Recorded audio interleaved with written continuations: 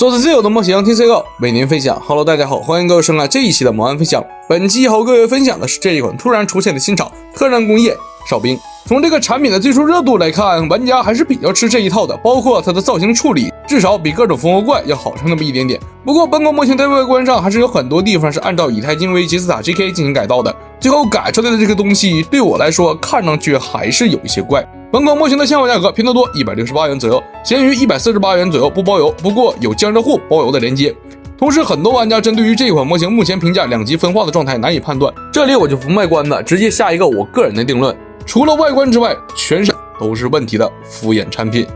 虽说仅仅是我个人的猜测，但是从这个比较敷衍的盒子、零件质量、整体设计方面考虑，我严重怀疑这个就是混上的产品。曾经有过烈焰飞影、突击绝影，还有这两个最先打响99拼装合金骨架的产品。在这之前我们还做过一台名为乱纪元银河的产品，那款模型在当时我也是判断属于是混上的马甲，或者说是同一个代工厂制作，不过可能是产品本身问题太大，现在已经被人遗忘。而这一款哨兵对我来说，即便不是混上，也和乱纪元银河有很多相似之处。本款模型也是附带了合金骨架，整体的合金量还是比较多的，拿在手里的分量感不错，并且在脚腕的部分也是提供了液压杆的设计，这个部分也是给到了玉涂装，大腿根部的活动起来会嘎吱嘎吱的，膝盖关节会有一个咔的手感，腰部关节以及手臂的平台关节相对来说会松一些。纸制品方面包括水贴，还有一本说明书。本款模型一共是29块板件，其中这一次还给了一个蛇骨支架，也算是比较少见的配置。紧实度目前还不错，地台板件也比较厚实，就是表面会比较粗糙。另外其他的板件部分也都是这个状态，整体的细节刻画比较清晰，还不错，但是零件表面非常粗糙，甚至可以说会有一些埋汰，而且它这个表面颗粒感还不太均匀。本款模型在绿色部分是给了两种，一种是玉涂装的金属色，还有一个是绿色的透明件，效果的话其实还可以，但是漆面的瑕疵也不少。本款模型的红色板件是给了玉涂装，这个用 CT04 试验过了，这个漆面是可以擦下去的。光束军刀特效件给了两种，一种带漆面，一种不带漆面。这一次给的是需要玩家拼装的全可动手，做起来会比较费劲。藏蓝色零件也是给到了玉涂装的漆面，效果还行，漆面也比较细腻，甚至有点看不出来给了漆面。不过藏蓝色零件整体的细节刻画会比较肉，分模线也会比较多，整体看上去效果会比较一般。本款模型除了这两块黄色零件，还有铜模的黑色板件可以进行混搭配置。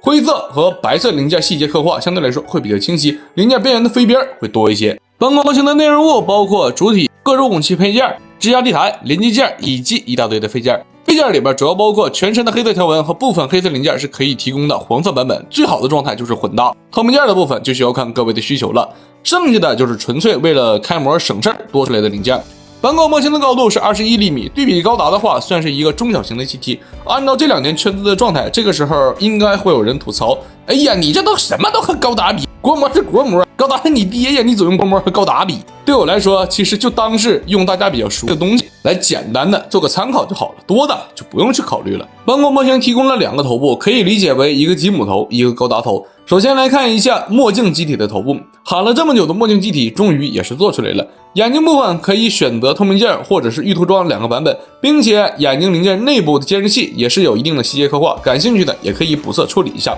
监视器的零件安装会有明显的缝隙，这里需要注意，但是这个缝隙并不影响后续零件的安装。头顶监视器正中间有分模线，并且单看玉涂装零件，分模线两侧的漆面质量不同，其中一侧的橘皮会多一些。面罩部分和登天使会很像，甚至这个棱角处理也很像。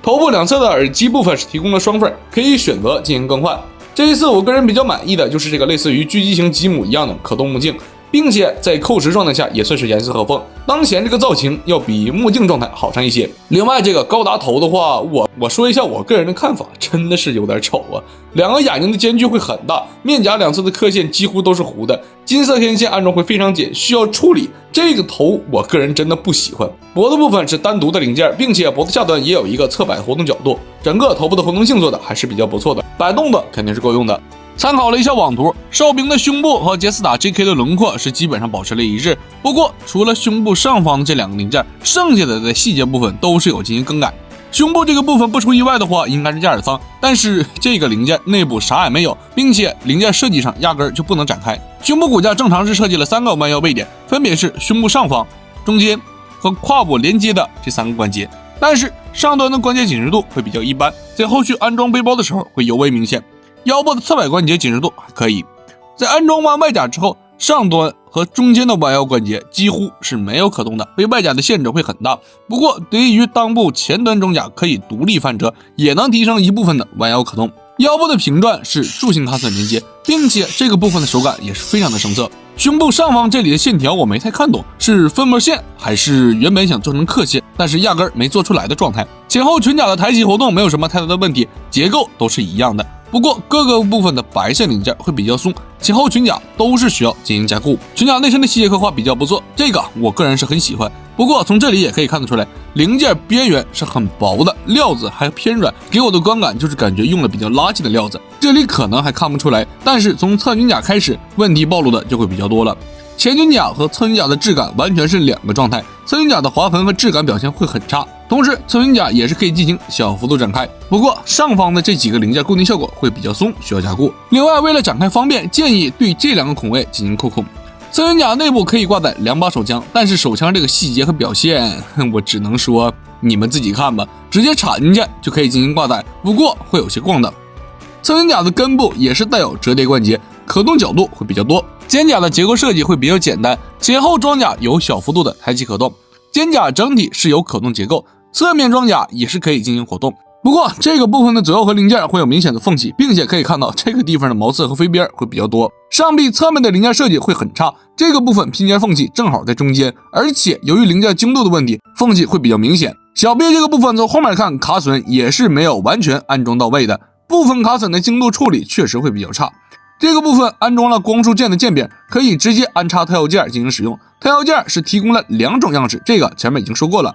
2个键柄可以单独拆除，握持在手上，也可以尾端对接，像 C 的机体那样呈现双刃键的样式。本款模型的可动手的制作真的是比较折磨，零件小还软还细，安插手指连接件的时候真的是比较麻烦，很紧。手背甲的安装也建议给它加固一下。好在最后拼完了，整个手指的紧实度会很不错。手掌内部还可以选择安装一个连接卡榫，用来增加对武器的握持稳定性。肩部关节正常是有抬起可动，但是肩甲会和胸部外甲产生干涉，这个部分没有提供活动的让位角度，导致抬起关节没有办法用，即便是可以抬起来，手臂也会被拖出，但是向下的角度倒是可以。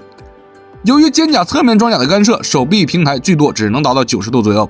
胸部引出关节幅度会比较小，加上手臂和胸部的关节是没有固定位点，这个部分容易松脱。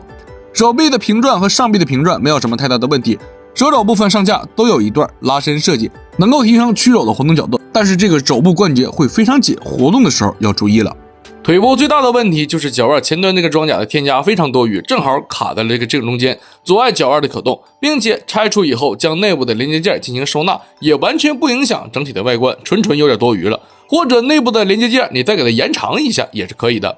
膝盖前端的黑色零件安装是比较松，活动的时候容易脱落，需要加固。并且上这个刻线我没太看懂，这个是比筋吗？小腿侧面的零件还可以进行拆除，不过这个零件没有留缝隙，拆出来会比较费劲。拆除之后就可以安装腿部外挂装甲，这个造型有点像马克兔或者是最高达的腿部侧面，并且内部也有提供复合型关节，带有一定的可动。同时推进器的中段也是带有一点展开，但是这个推进器安装上去之后，整体的比例会比较怪。对于腿部内外两侧的结构是完全相同的，所以将推进器全部安装在一条腿上也是可以的。大腿根部的活动也是嘎吱嘎吱的响，手感偏紧，把玩一定要注意。胯部也是有设计引出关节，关节非常紧，需要用力。侧蹄的手感相对来说会比较松，尤其是在后续摆动的时候很容易垮。以前总会有朋友质问，你这一看就是修件修多了，我的完全不松，嘎嘎紧实。但是我想这一次如果还有质疑的朋友，这个成品骨架我需要如何修件才能修成这样呢？这个我真不会。而且我的另外一条腿还没有问题，所以也侧面证明了本款模型的品控是多么的差劲。再一个，我昨天还在视频预告底下看到了2个这样的评论，我不清楚这2个评论有多少是真的，有多少是假的，但是我认为这也就是导致现在很多朋友在选择产品的时候很难判断的一种原因。膝盖活动角度没有什么太大的问题，不过在活动的过程中，下端的关节会有一个咔的手感，固定效果还是比较不错的，并且大腿部分还有一点联动，但是想要摆出狙击型吉姆的深蹲动作就不太自然了，即便是把胯部拉下来也不太行，如果在腿部底下多放一个盾牌，相对来说会更好一些。整个脚腕的关节设计会比较优秀，无论是关节的紧实度还是可动角度，都可以满足后续的把玩需求。那么以上就是本款哨兵的主体部分，简单评价一下，就是零件材质一般，黑色零件侧面处理的会很差，但是得益于料子从正面看整体的锐度还是可以的，缺点也基本上都在侧面，除了腰部和侧踢，其他部分的关节紧实度还可以。如果不是要求太高，说句实话，能接受大班，那么哨兵的主体你也能接受，而剩下的武装部分才是重量级。首先主体部分我们已经看到了很多零件组合的缝隙会非常明显，但是得益于会有零件遮挡，所以看不太出来，加上细节处理也还说得过去。但是我没想到这些问题在背包身上变本加厉，可以看到背包侧面这个崩坏的细节，还有这个大缝，甚至侧面这两个推进器也有相同的问题。你要说它零件不行，它部分细节处理确实还行，你要说它行，那就这种细节都可以和老高抗衡了。背包两侧的推进器也可以进行正常的活动，和主体的连接两侧还有个卡位，固定的还可以，并且背包的主推进器也是带有轻微的可动，不过这两个推进器中间的这个部分会有点歪，好在歪的不是特别明显。手臂的可选择武装只有这个导弹发射器，不过这个舱门盖板没有设计翻折可动，需要单独拆卸才能看到内部的导弹分件，并且手臂内侧的卡榫是完全一样，都可以安装导弹舱。本款模型的盾牌设计也是比较厚，不过说明书上还落了一个分件，这个部分还有一个握把分件 N11， 但是这个零件的固定效果也是比较一般的，活动的时候总会脱出。盾牌是通过连接件安装在手臂侧面的孔位，但是连接件没办法完全安装进去，这个部分会多出来一点。连接件的另外一侧盾牌的固定效果非常紧，需要打磨处理，即便是将整个连接件进行翻折，最后和手臂的空隙也还是比较大，观感上会比较一般。盾牌和手臂的连接其实介绍完成了，与背包的连接是和两把大枪相同的，所以一会儿一起拓展。根据说明书的指示，手持武器还有这两把核心手枪，由于握把没有卡榫，和手枪一样直接握持在手上就可以了。因为定位是核心手枪，就有可以拓展的装备，将狙击枪的组件一个个安插上去就可以。这个部分还是比较流畅，但是很多细节比较模糊，并且分拨线也会比较明显。这里还有一个最大的问题，就是整个枪身是歪的，并且两把枪都是歪的。这里我还问了一些做了哨兵的朋友，他们的枪管都是歪的，就很难崩。而且不单单是枪管歪，内部的手枪本身也是歪的。另外一个问题就是将狙击枪握持在手上这个操作调整的这个过程会比较麻烦，并且安装完成之后，枪托尾端的干涉也会比较大。手部的固定卡榫角度也有限制，会给握把撑出掰痕。最后的武器还剩下两个肩炮，尺寸不小，并且这个造型我个人很喜欢，尤其是侧面这两个类似于能量储存罐的设计，但是这个部分的分件会比较差，很细，把玩一定要注意了。另外，炮口前端还可以进行展开，但是这个展开的幅度并不大，而且由于本身站在三零件带有漆面，展开的手感会非常紧，并且整个炮的组合度就完全是一坨屎，不锈件是很难安装的。这个时候再拓展一下盾牌和肩炮的连接方式。本款模型针对这个部分是提供了3种连接件，从最简单的开始，就是这个固定连接件，直接安插在背包两侧任意一个孔位就可以，也可以连接盾牌和肩炮，固定的效果都没有任何的问题。但是这个部分只能进行平转调整，没有办法进行其他角度的调整。第二个就是有一段关节的零件可以安插在任何一个孔位上，同时可以固定盾牌和肩炮，得益于中间的关节是可以进行调整角度。最后一个是多段关节的零件只能固定在侧边的孔位上，上面这个孔位安插会非常松。另外一端可以安装肩炮和盾牌，可以调整的角度也会更多，并且连接件侧面还有多个卡榫，可以拓展安装我们上述看过的多个连接件。除了手臂这个，剩下的都可以进行安装。一侧可以安装最多4个炮，其实如果加强一下根部连接件的强度，你想装几个连接件都可以。如果不装的话，也可以使用填充零件封住孔位，但是封住的话就很难再拆出下来了。最后还有本款模型最好的配件，就是这个支架地台，也是目前为数不多提供蛇管支架的厂子，把玩摆动作会比较方便。支架杆的稳定性不错，即便是全装挂载也没有什么问题。地台中间还给了一个收纳部分，说是收纳盒，但是能收纳的东西少之又少，装2个腿部挂件就没什么地方了。替换头部如果不拆成分件状态，也是完全无法收纳。光束件、弹药件和狙击枪的组合零件更是无法收纳，只能说这个收纳盒给的用处真不大。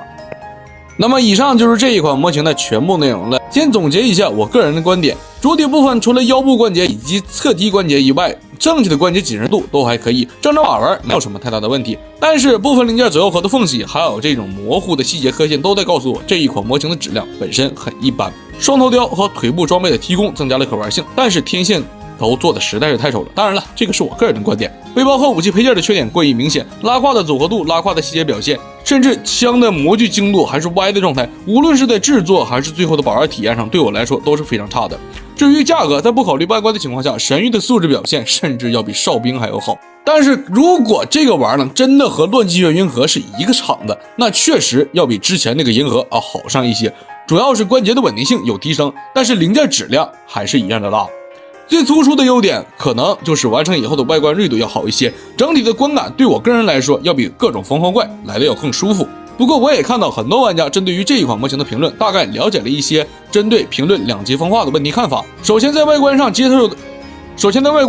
的朋友会比较多，同时这一款模型也恰恰在正面的观感还可以。另外就是有的朋友用更低的价格拿到了这一款模型，内心很满足。以上都是针对每个人针对自己喜好给出的看法，其实这很合理，因为喜欢所以会有包容。但是正因为有人包容有人不包容，最后会产生一个两极分化的状态。所以最后还是要看你能否接受这一款模型存在的这些缺点，而且还要明确你是否喜欢这一款模型。最后我的主观评价是，如果你能接受这个价格，能接受这一款模型拉胯的组合度以及糟糕的素质表现，那么本款模型也可以作为你的选择，毕竟玩法和拓展性是很不错的，提供的蛇骨支架也是非常适合保玩的。那么本期的视频到这里就已经全部结束，感谢各位的收看，我们下期不见不散，拜拜。